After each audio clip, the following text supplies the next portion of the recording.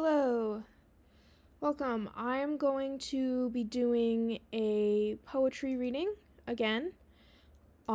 Just three poems this time. Yeah. So I'm going to be doing a poetry reading. I'm going to be reading three poems called The Beach, My Tongue and My Teeth, and then something I just wrote, like 15 minutes ago called Hope. And then I will go straight into writing poetry with titles that you all suggest. Um so whew, let me get right into it.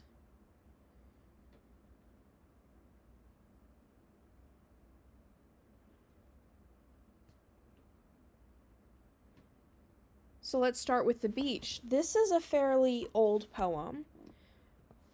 I actually found it yesterday when I was cleaning up. I was going through some old boxes. I had thought I'd lost it. I wrote it somewhere near a beach. We'd just been on a beach. It was several years ago. I don't really remember. But I have the paper next to me and I was like, but like the pencils already started like fading off of it. The paper itself is so brittle. So like it's clearly old. Um, but I like it. So I decided to type it up. I only made one edit so far, but I might make more in the future. We'll see. Here we go. You stand on the beach, the waves, the sun, there's a cut on your lip that you worry at. You breathe in the sea spray, it stings like rubbing alcohol and tastes like seaweed and fish, salty. Dry sand, soft to walk on, hot enough to burn, clings to you like glitter scratching in your eyes. The horizon is flat and endless. The sea is murky brown. The sun melts the sunscreen on your face, dripping down your cheek into your eyes. The wind and waves are so loud the only noise you can hear are your own thoughts. Ooh, that should actually be noises. The only noises you can hear are your own thoughts. This is why we read over our work. So that, yeah. The wind and waves are so loud, the only noises you can hear are your own thoughts. Poets love the ocean, the beauty, unfathomable depths. There is something about staring at these waters, wondering, where is it? Where is it? What are you missing? The magic of a lonely beach is from a time long past. The sun heats your skin, burns it. The wind whips your hair into your face, choking you with it.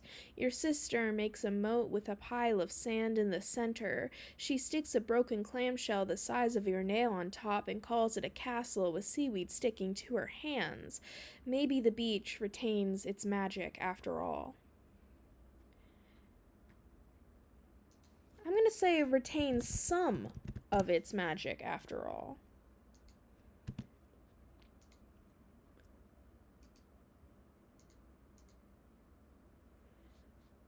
Okay. Yeah, so these poems, some of them are finished, but like this one is in revision still, especially cuz it's such an old poem that edits can definitely be made.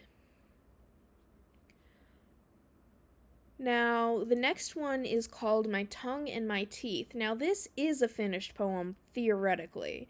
If I find any glaring typos, I'll cry, because it should be a finished poem. But, we'll see. My tongue and my teeth, you are what you eat, and I am starving. That's I'm, not I am. Let me try again. Goodness. My tongue and my teeth, you are what you eat, and I'm starving for a better world. When did I devour righteousness? When did I consume consciousness? Did my eyes eat up the pages of my picture books and fill my stomach with hope? My tongue and my teeth, you are what you eat. My tongue curled around words and swallowed them whole. I am hungry for a better world. I ate up goodness and trust and love, tasted tears from my own eyes, and bit my tongue, tasting nothing but blood. My tongue and my teeth, you are what you eat. I gnaw on my nails like a snake biting its own tail. I chew, and it gets soggy in my mouth. Spit it out, spit it out. Tonsils clogging up my throat. I am hungry for a better world. My tongue and my teeth, if we are what we eat, I'm greenery and grown deep in the ground. The taste of the back of my tongue tastes numb. Meat sitting undone, my teeth clack together and blood tangs in my mouth. I don't spit it out. My tongue and my teeth, you are what you eat, and I am hungry for a better world. So yes, there were, yeah, so that one is complete. I didn't catch any issues there, thank goodness. I would have hated to have caught an issue there after all that.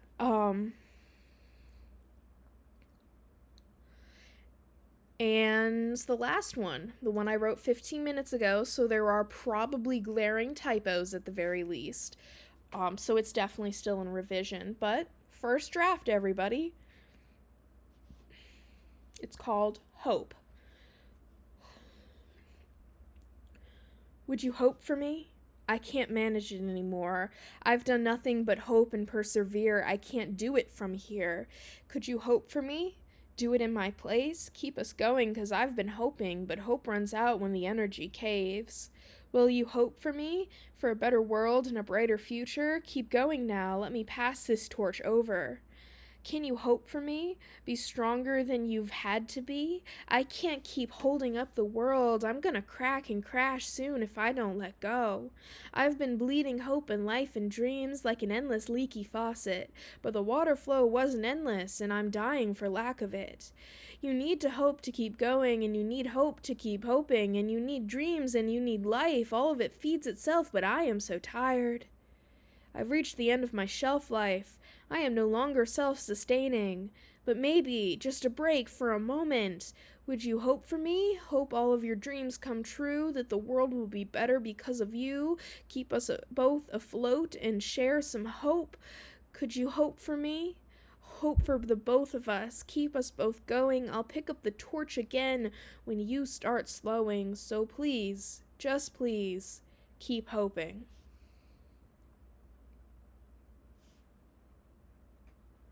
Okay, so those are all the poems I had pre-prepared to read today. I do have other poems I could read.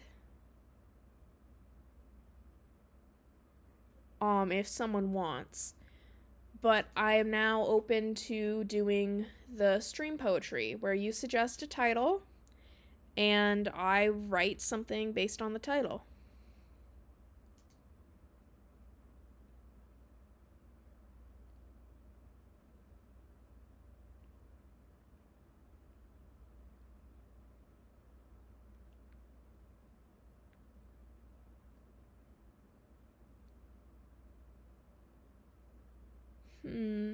There's nobody here.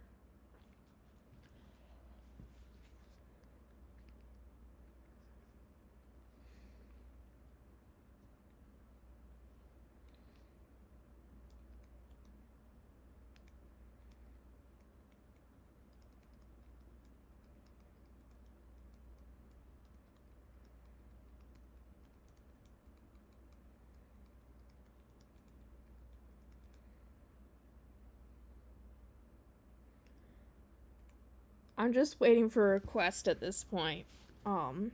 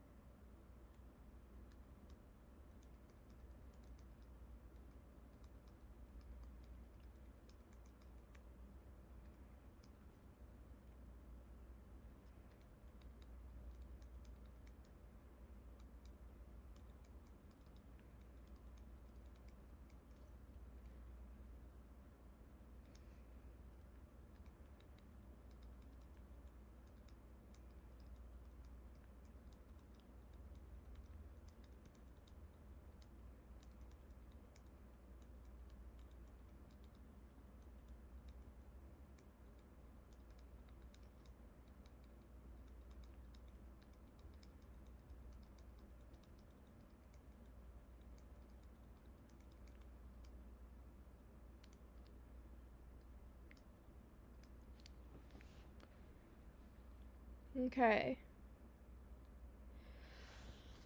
Let me see. I will be taking. I can make a little list of current poems if people want. Or can I. How do I start a poll in chat? I know there's a way to do that.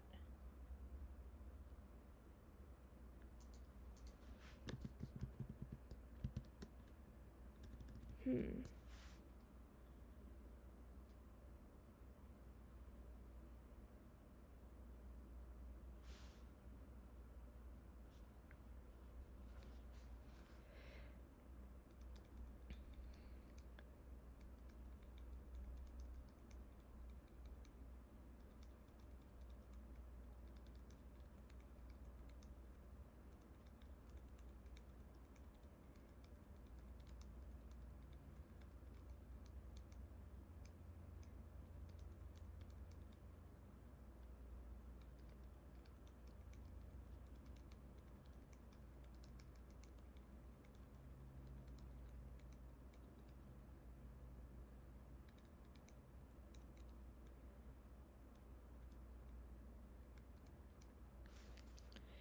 Hmm.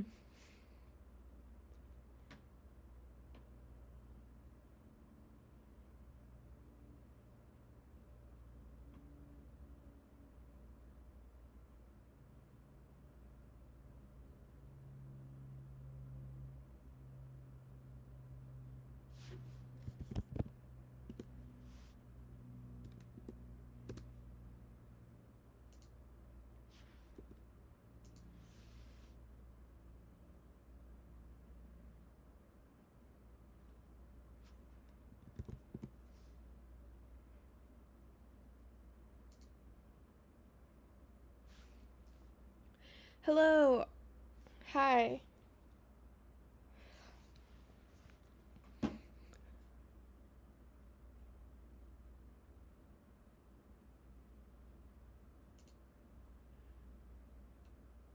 So I have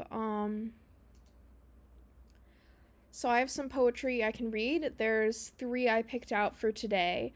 I just read them, but I can read them again. I have The Beach, My Tongue in My Teeth. Where is it?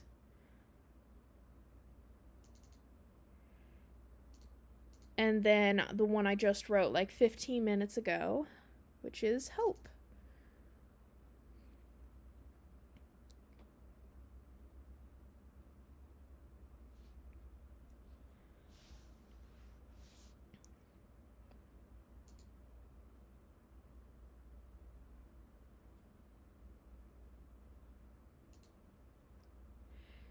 So you can just, so I will just start with, I will just read through them again. And then you can in chat send requests either for me to read another one of my poems, one that I maybe read already, or you can do the participate in my stream poetry, which is up on, should be up on screen. It says suggest a poem title, and I will write a poem for it. Although I do hold the power of veto in case it's something offensive in the title. Challenge my creativity, essentially. So, the first one that I read today, so The Beach is it's actually old. I found the paper it was originally written on while going through some old boxes, and I thought I'd lost this. And the paper's old and brittle and all the pencils fading off of it. But so I was like, I should transfer this immediately to digital so that it doesn't get lost. So here it is. So it's years old. I'm gonna read it now. The Beach. You stand on the beach, the waves, the sun. There's a cut on your lip that you worry at. You breathe in the sea spray. It stings like rubbing alcohol and tastes like seaweed and fish. Salty. Dry sand, soft to walk on, hot enough to burn, clings to you like glitter scratching in your eyes. The horizon is flat and endless. The sea is murky brown. The sun melts the sunscreen on your face, dripping down your cheek into your eyes. The wind and waves are so loud, and the only noises you can hear are your own thoughts. Poets love the ocean, the beauty, unfathomable depths. There is something about staring at these waters, wondering, where is it? Where is it? What are you missing? The magic of a lonely beach is from a time long past. The sun heats your skin, burns it. The wind whips your hair into your face, choking you with it. Your sister makes a moat with a pile of sand in the center. She sticks a broken clamshell the size of your nail on top and calls it a castle with seaweed sticking to her hands. Maybe the beach retains some of its magic after all. So, there we go. That is the beach. Now, this one is called My Tongue and My Teeth. My tongue and my teeth, you are what you eat, and I am. Let me start over. I keep saying I am, and it's I'm, not I am. My tongue and my teeth, you are what you eat, and I'm starving for a better world. When did I devour righteousness? When did I consume consciousness? Did my eyes eat it up? Did my eyes eat up the pages of my picture books and fill my stomach with hope? My tongue and my teeth, you are what you eat. My tongue curled around words and swallowed them whole. I am hungry for a better world. I ate up goodness and trust and love, tasted tears from my own eyes, and bit my tongue, tasting nothing but blood. My tongue and my teeth, you are what you eat. I gnaw on my nails like a snake biting its own tail. I chew, and it gets soggy in my mouth. Spit it out, spit it out. Tonsils clogging up my throat. I am hungry for a better world. My tongue and my teeth, if we are what we eat, I'm greenery and grown deep in the ground. The taste of the back of my tongue tastes numb, meat sitting undone. My teeth clack together and blood tangs in my mouth. I don't spit it out. My tongue and my teeth, you are what you eat, and I am hungry for a better world.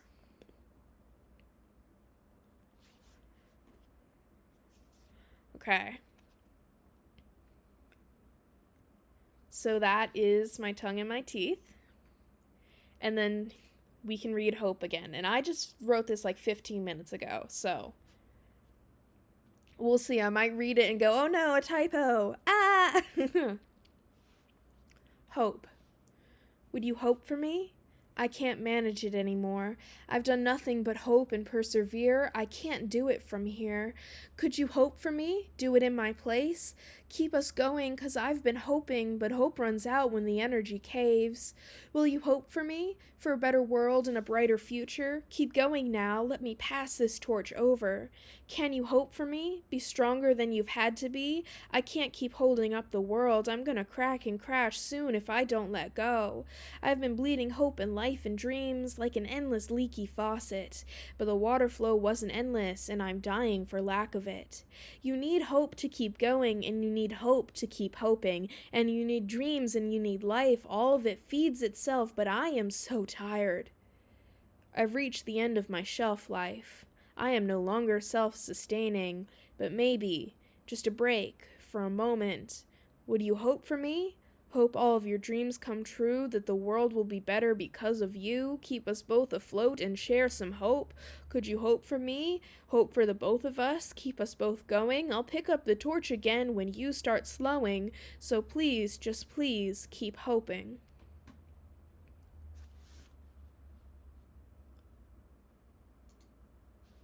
Okay.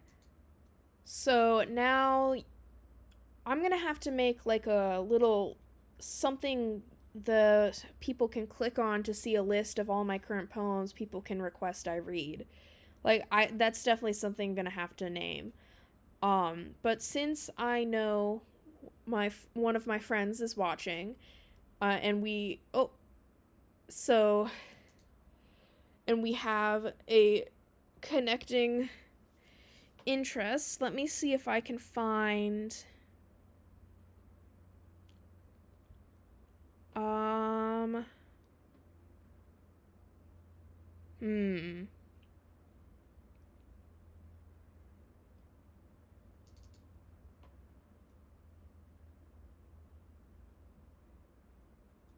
Yes, this one is called Human.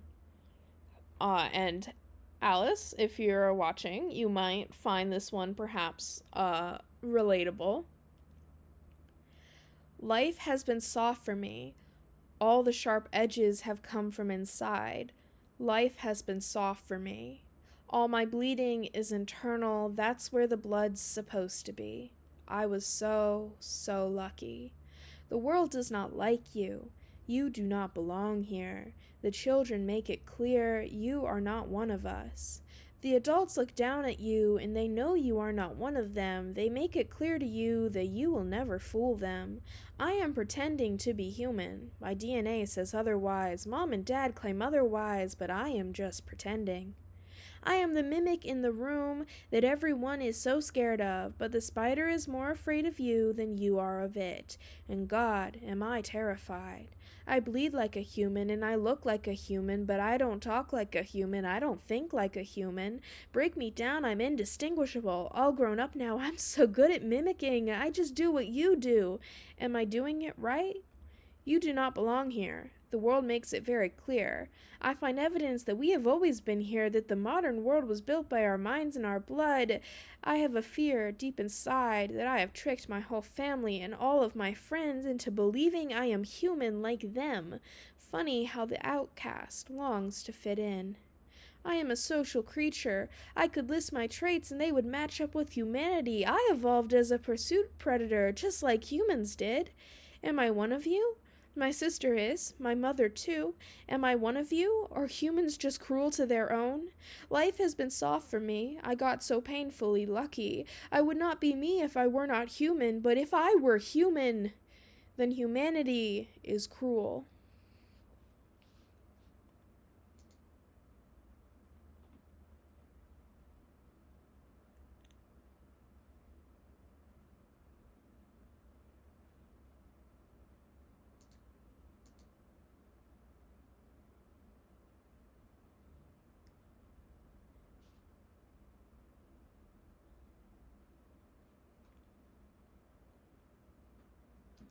And if anyone wants to make a request, just put a little title in the chat and I will attempt to write it.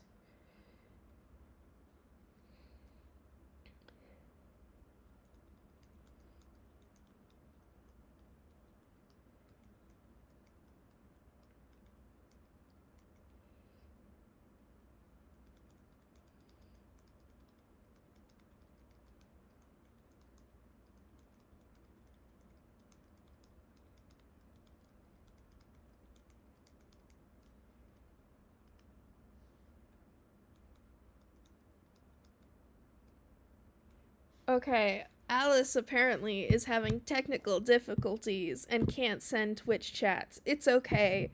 We can we can communicate outside of Twitch.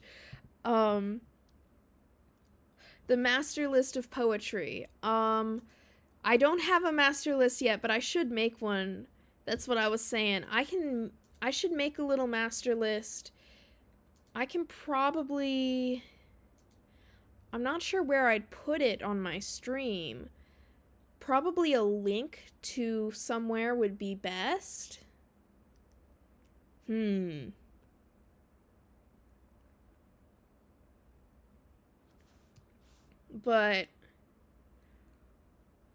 we'll see. I can figure that out for the next stream, but I can pull up, since Alice, you weren't here for the last poetry reading stream I did. Let me read Blood Drop. This is fun cuz it's difficult cuz I have to sing it, but it's fun. She wanders through the streets, sneakers on the concrete, dark hair curling by her cheeks, dark eyes searching, streetlight lurching, pale skin moonlight, sunset wears her bike. The bike lock's been broken, tire prints into the encroaching night. Ghost town, not really, footprints, gum stuck on sidewalks, signs of life everywhere. No one's dead, no one's sleeping, hiding in their homes. No creature nature of the night is creeping, dark eyes of the girl, heart beating, mind reeling, car tires screeching. No one stops to save the girl. She pulls her hoodie up, dark blue, black jeans ripped. Walk slowly like you're not afraid. The spider is more afraid of you than you are of it. Dark eyes sweeping, silence weeping, sneakers squeaking. She steps over the cracks in the concrete. No escape, no rest to take, no sleep for the dead, no escape for the dying. The sun has set, but when it rises, life will bless this town again. Until then, quiet walking, silent stalking, she hopes and hopes and hopes, and something steps upon a crack on the sidewalk and she runs. She runs like she's never run, she can hear it singing. Blood drop, why do you run? Just breathe a moment, we'll have some fun. Blood drop, why do you run? You're only a drop in the pool that I've drawn. She runs to the fountain where some make wishes, bloody handprints cover the basin. She knows a wish won't save her, the others it seemed didn't learn that lesson. But she's young and she's foolish and she's hopeful and brave, so past the fountain she runs and towards the church graves. She hears laughter behind her and she knows that the monster has no care for any religion humans have grown, but the graves aren't the destination. Sneakers on grass as her chances look bleaker, one bright idea, two stupid neon sneakers. Sharp left, sharp right, when met with a predator, remember to zigzag, onto a road, past closed shops, to the shop the owner always forgets to lock. Yank the door open, glass won't keep it out for long, light in the dark, crack, crack, crack, crack, crack, crack. Neon light spilling from a collection of plastic sticks. Modern inventions might just destroy monsters of old. She drops the glow sticks, fumbling her pocket knife out of her pocket.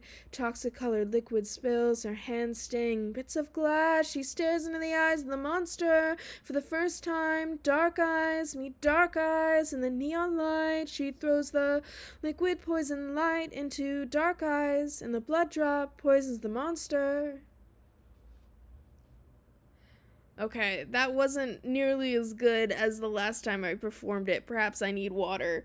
But it wasn't too bad, so I'll take it. Oh, there's actually one I didn't perform. I didn't read last stream. And I haven't read this stream yet, called Crushes. Oh, it has identifying information, that's why. Never mind, I take it back. I take it all back.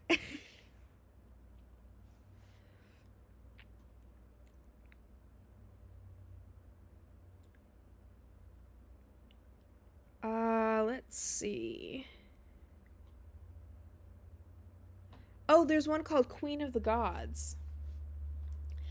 I drew a card and it was my prompt and I got a peacock. So I was like, okay, Queen of the Gods, about Hera, queen of the Greek gods.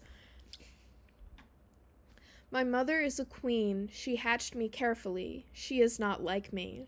She plucks my fallen feathers from the ground and weaves them in her hair. I follow her gracefully. I wish to make her proud.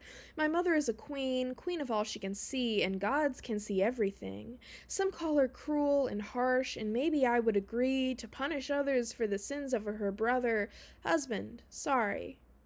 But what is she meant to do? She cannot strike against him. He holds the power of the universe in his hand. I follow behind her as she curses mortals. I know they do not deserve it. But in what world does their life outweigh my mother's rage? My mother is a queen, and she did not wish to be, for she knew her husband's eyes would wander. But he chased her down and begged her, seduced her again and again, and she agreed to wed him on one condition, that he would never take a lover. So my mother plucks my feathers from the ground and weaves them in her hair. She stands proud and endless before those that think her foolish to have wed the god of kingly justice. She is beautiful and wrathful, and she wears my feathers as a crown. My mother is a queen, she hatched me herself, and she preens my feathers with care. My mother is a queen, and it is not that she does not know love, as the mortals so lie, but that love can be bitter, and a queen has to wield anger, and a queen cannot cry. As my mother weaves my feathers into the sky, and my mother, for all her faults and all her compassion, my mother is a queen amongst all others.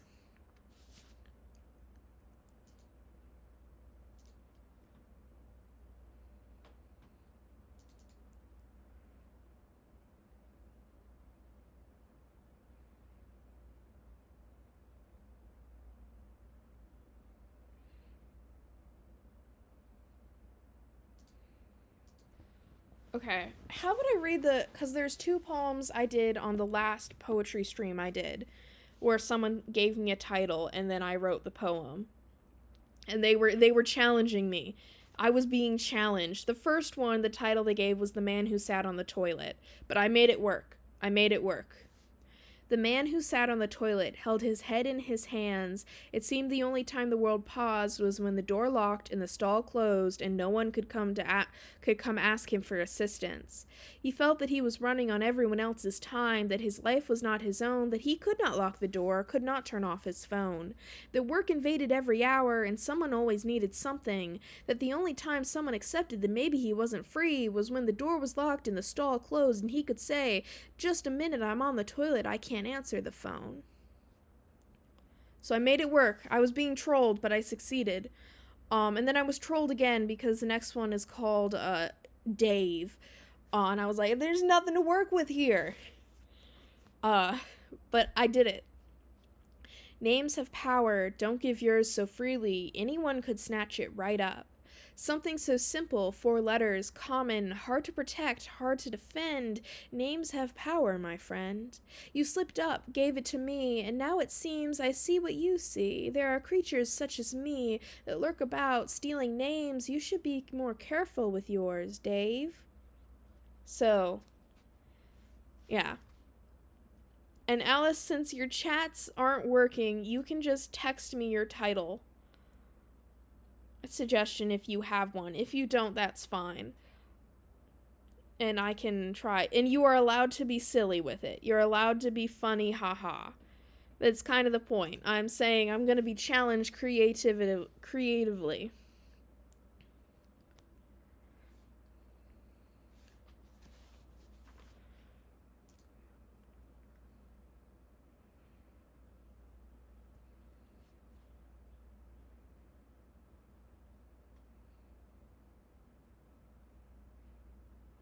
Alice, are you here?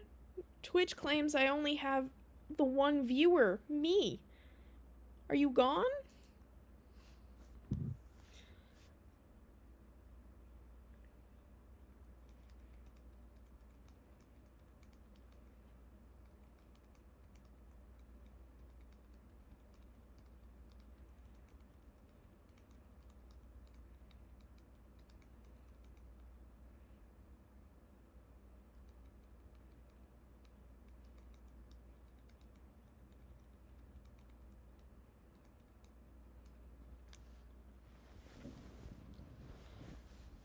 Okay.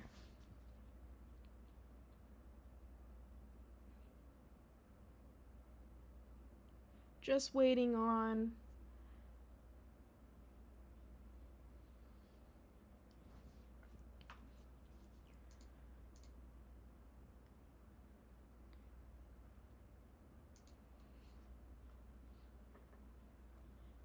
Probably do one poem and then probably be done. Like, someone gives me a title, I write it. And then I'll be done with stream. Unless someone else shows up, because right now it's just the one person.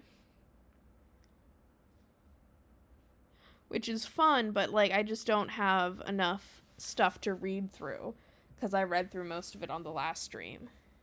And this one was supposed to be more focused on the writing aspect than the reading.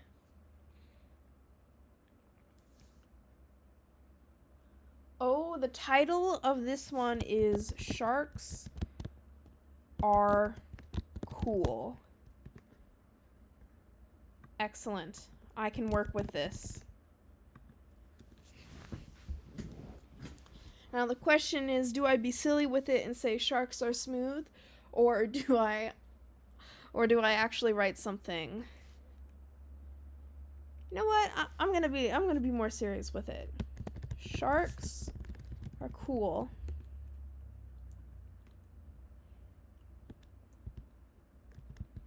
Fish that swim and bump into things. Their teeth sharp and endlessly regrowing.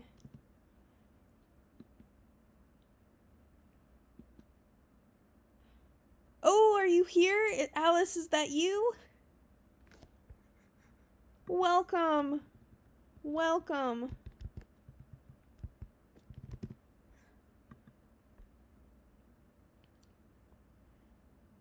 Welcome, yes. I'm working on. So we've got sharks are cool. I've got my first little stanza. Sharks are cool. Fish that swim and bump into things. Their teeth sharp and endlessly regrowing.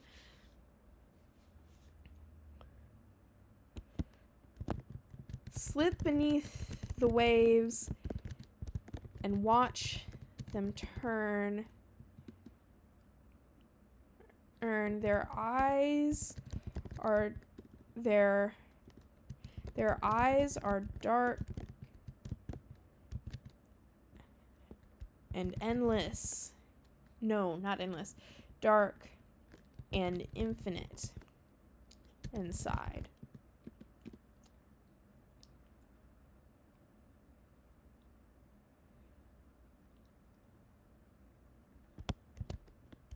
Sharks do not eat humans.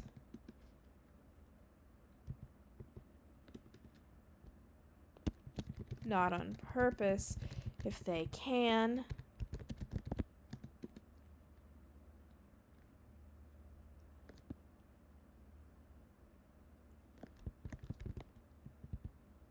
No, you can't say that. Flamingo? Are you a flamingo? Oh, flamingo. Oh, like, oh, okay. They shouldn't eat us. We could be bad for their diet. Our bones are not the same as fish bones.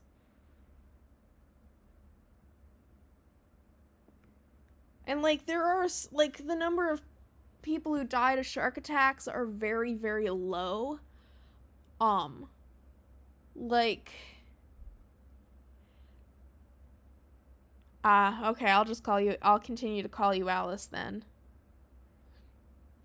Yeah. But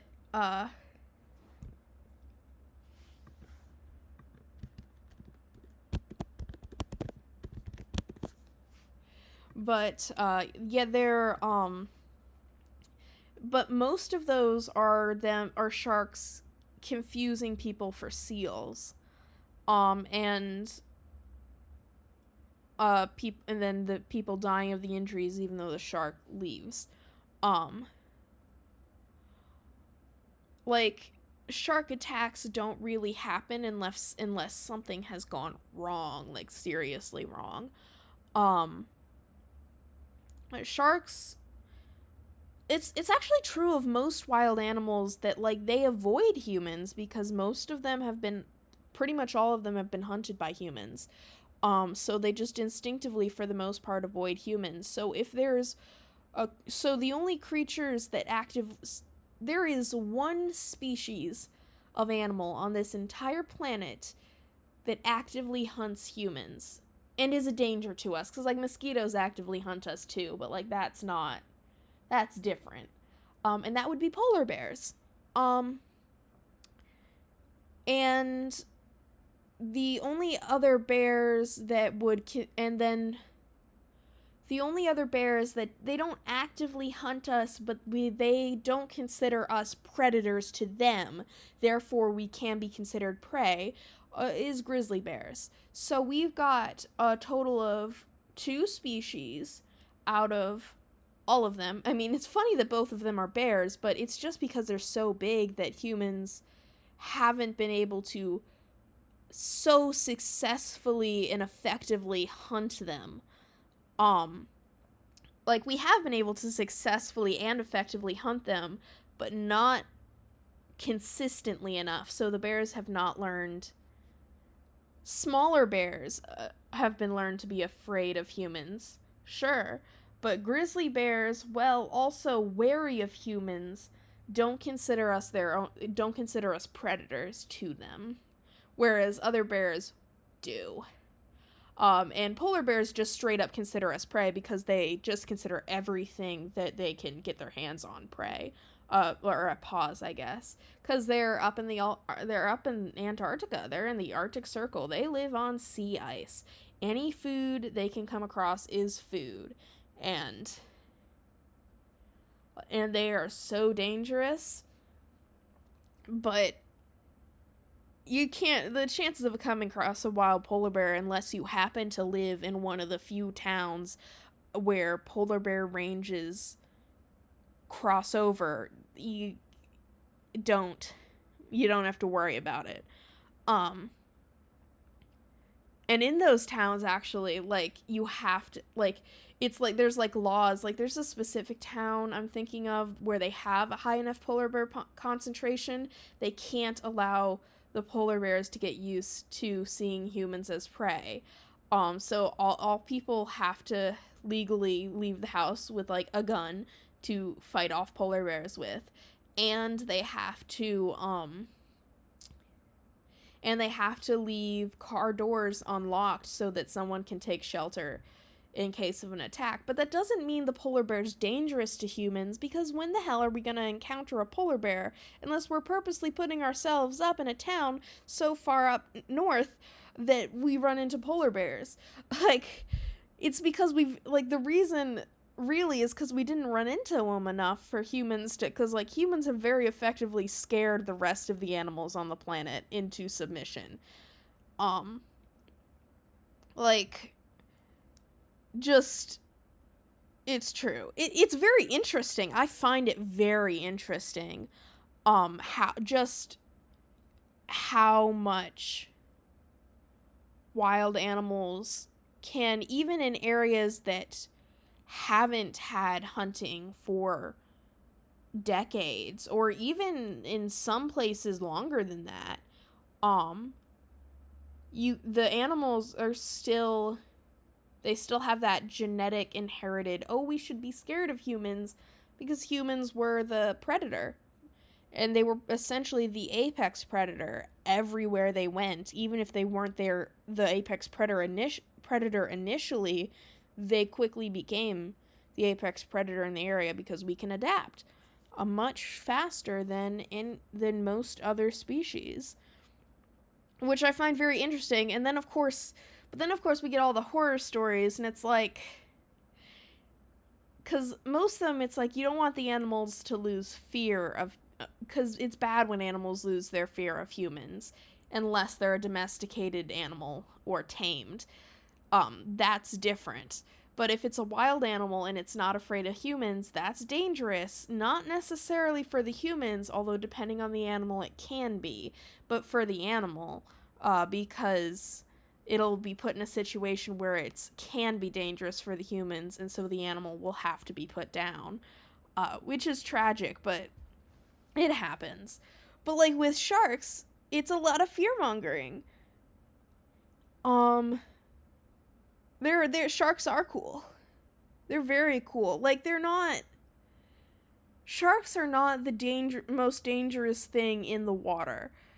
They don't go after humans unless they confuse you for a seal, they're starving, or you're actively bleeding. And at that point, that's like, don't bleed in the ocean. Like, that's just asking for a predator to come and try and eat you. But like, have you seen like little lemon sharks? Or there's tiny itty bitty sharks that kind of like you can just pick up and they will like remember the humans that are nice to them.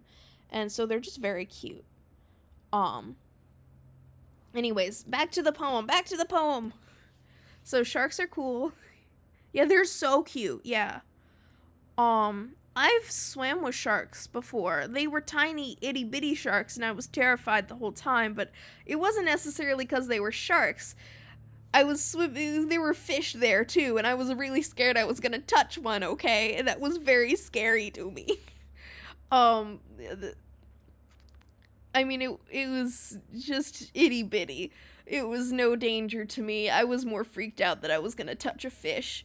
I mean, I guess a shark counts as a fish, so honestly, less freaked out about touching a shark than a fish.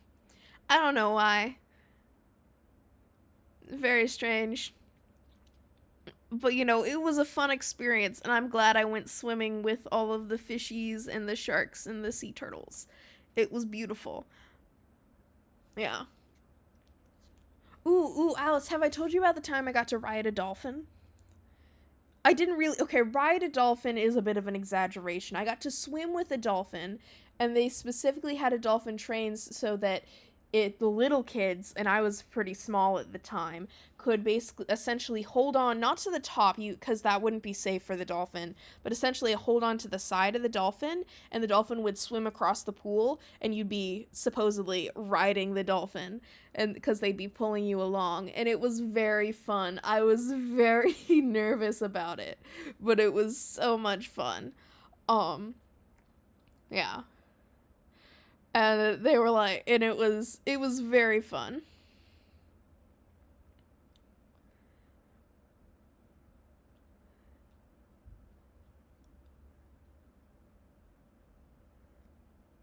That was the same. It wasn't the same place that I got to swim with the like sea turtles and stuff, but it was the same like vacation. That was fun. Like that was also the vacation I got to swim with some like stingrays, or not stingrays, manta rays maybe. I don't think they were stingrays. I don't think we'd have been able to swim with them if they were stingrays. Anyways, they were very cool. I was very nervous about them because I didn't want to like step on one because they would be low on the ground. I was nervous the whole time. One of them would like brush against my leg. It was very which it was basically if I couldn't see it and it touched me in the water, that always freaks me out with fish. I'm like, "No, no." Ray-shaped objects are the best. Yeah, but they were very cool, and touching them was awesome. Um, have you ever been to an aquarium that has a little jellyfish touch pool? Those are so fun. Or they have a little ray touch pool as well. I've seen both types are so much fun. Like with the jellyfish, I can just kind of go bap bap bap bap bap. And with the rays, you kind of have to like try to look very calm and collected, and like you're not going to pet them.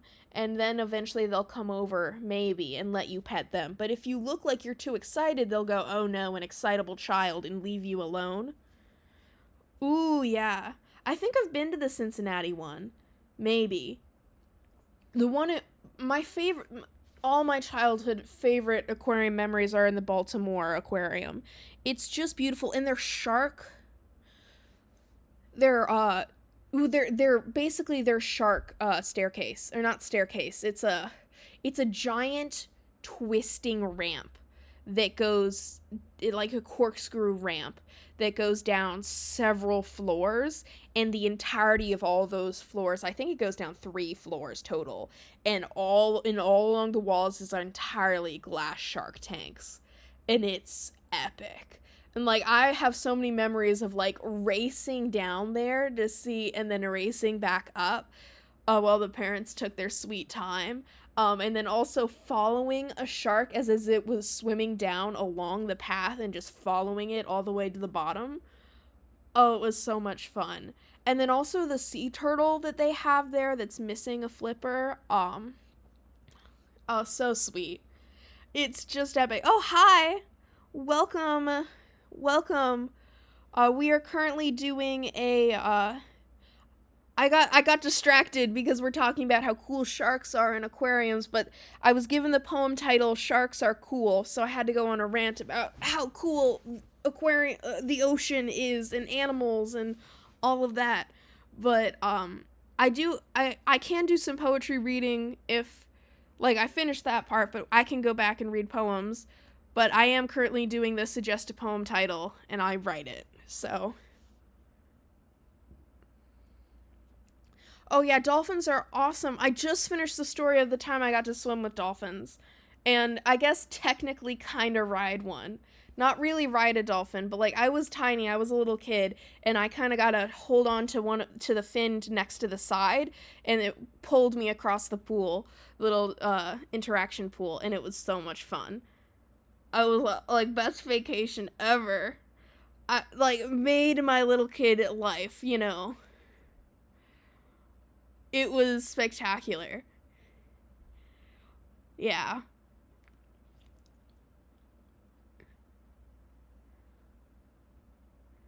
Yeah. So for the Sharks Are Cool poem, we have so far I've got sharks are cool, fish that swim and bump into things, their teeth sharp and endlessly regrowing. Slip beneath the waves and watch them turn, their eyes are dark and infinite inside. Sharks do not eat humans, not on purpose if they can. Ooh, pet them gently and hold the small ones in your hands. Yes. Sharks are cool.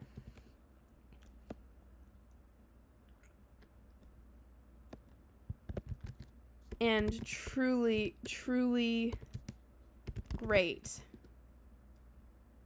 No, I don't know. Sharks are cool.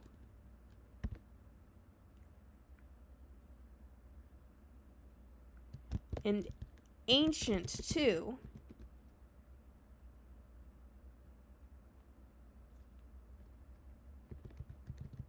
Think of this the next time one swims next to you.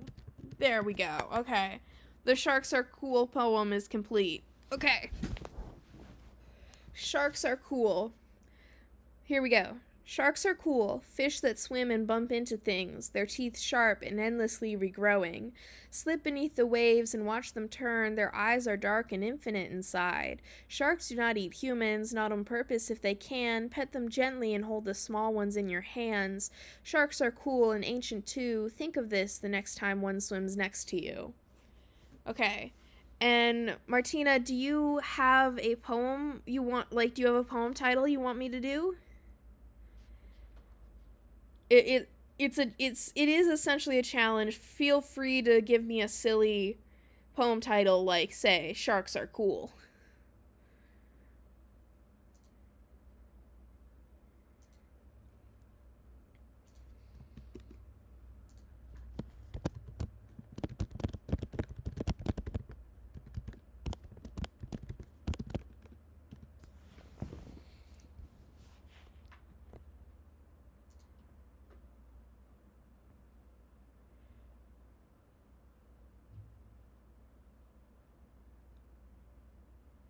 It's okay if not. I can read one of my other poems.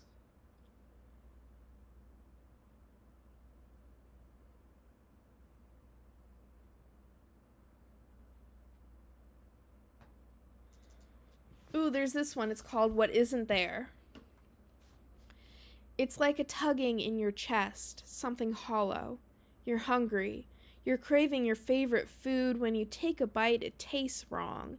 You want something sweet, fruit, savory, salty. You want something that isn't real. It's like the itch of scratchy clothes, sold soft as silk, we promise, all synthetic. You want to be warm. Blankets lose that new sensory feel in shorter and shorter amounts of time. You want something you can't have. How can you want what you've never known, never touched or seen, only dreamed? How can you want what is never there, like charcoal promises that flames existed once, but with no guarantee that they will return? You want something you can't understand.